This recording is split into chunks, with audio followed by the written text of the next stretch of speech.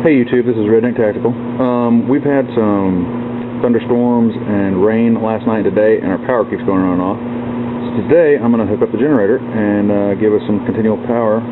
The wife's doing laundry and the kids are watching TV, and both kind of suck when the power keeps going on and off. So stick with me and I'll walk you through it. Alright, so for the inside portion of this, I will be running the camera and flashlights. Bear with me. I went to Lowe's and Home Depot trying to find a 220 drop cord, and they were pretty expensive, like 80, 90, 100 bucks for 100 foot or 50 foot or whatever, and that was just kind of out of my price range. Instead, I had them cut me some, I don't know if you can see this or not, right there it says 10 gauge, and this is 4 wire here, and it is 2 hots, a neutral, and a ground. So you got a black, red, white, and green. And I'll take that directly into my panel box and show you guys that in a minute. I bought that and this plug. I think the plug was like 25 or 35 bucks, and then the wire was 2 something a foot. So I was able to get 20 feet of it, which is what I need for around 40 something, and then the thing for 25 or 35. So I was still under the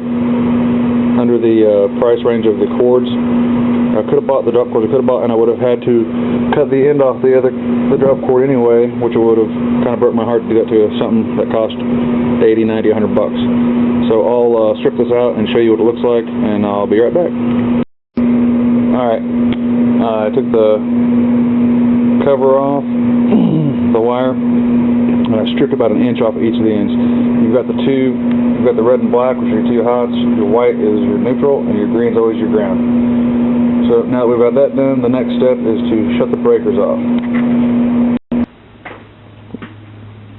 Also guys, I have this board here. This is a piece of old door that fits in my window. It's cut to fit my window. It's got foam insulation on the inside of it, so that's the reason I chose it. I opened the garage door so we get some more light in here. But I've got it marked on which way's up, and this is which side's the inside or outside. And then I drilled this hole right here in it, and this should fit right through there.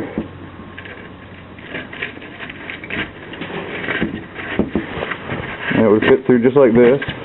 And then that way, all you have exposed to the outside, your window would shut down against the top here.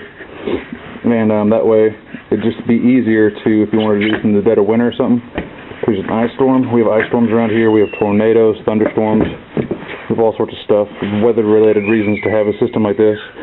Not to mention prepper or survival, economic type reasons for doing this in the long term. So as preps go, this is a good investment, I think.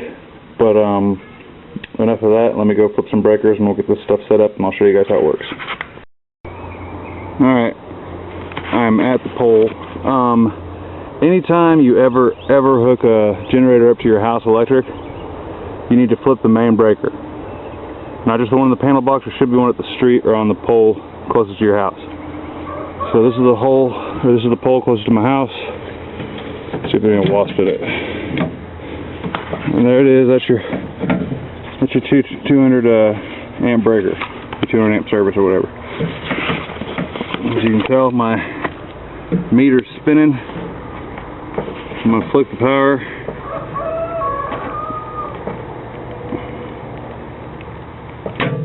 There it is. Alright, so now we've got this black line on this disc right there to show you guys it's not spinning.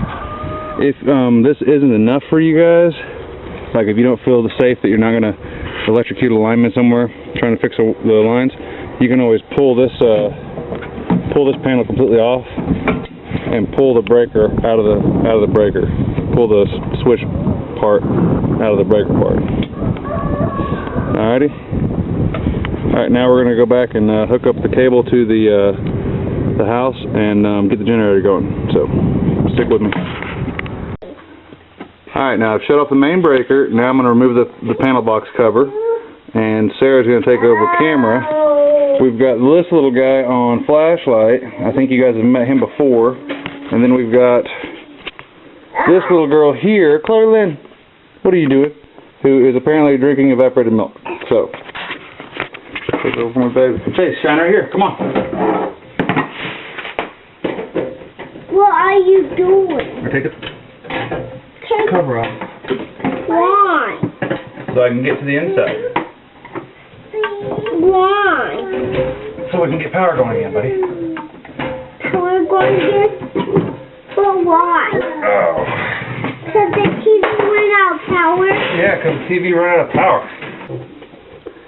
Alright, so there I've got the both hots wired in, the neutral wired in, and the ground. My breaker is off, all my breakers are off, and now we're going to go outside and start the generator. One more thing before we head outside. It's all wired up there. Cable comes up here, comes down, and then heads through the board.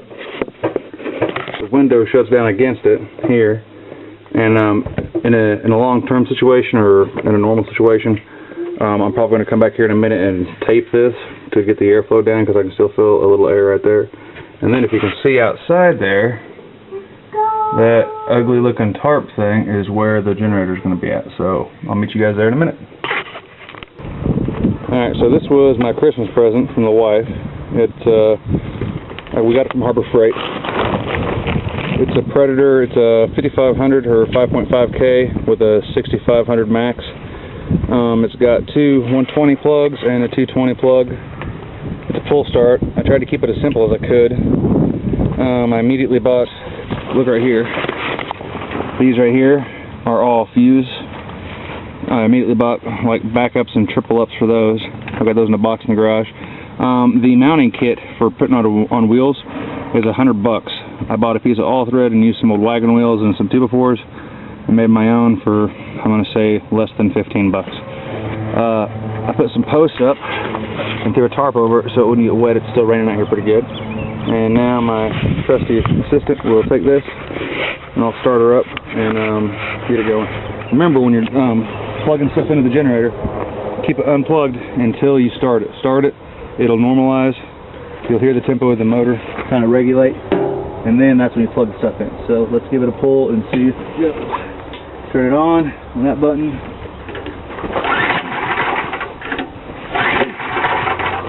Might choke it a little bit.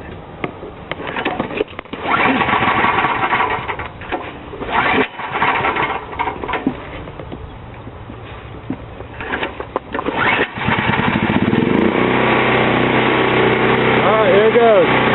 Really freaking loud. Sounds like it's normalized to me. I don't hear any fluctuations in the tempo.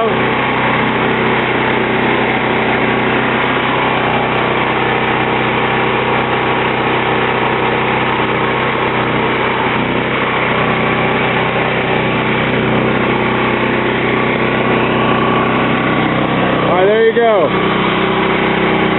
The cord comes out of the window. Goes right in there. I'll take you back inside and we'll start turning stuff on. Alright guys, we're back in here at the panel box. We got it hooked up. You can hear the generator outside running. I'll flip the main. And then I've got these marked here for which ones will run the living room, a couple receptacles in the TV, and which one will run the furnace and the blower there. So we'll kick those on, listen for the generator's tempo to change. And this one.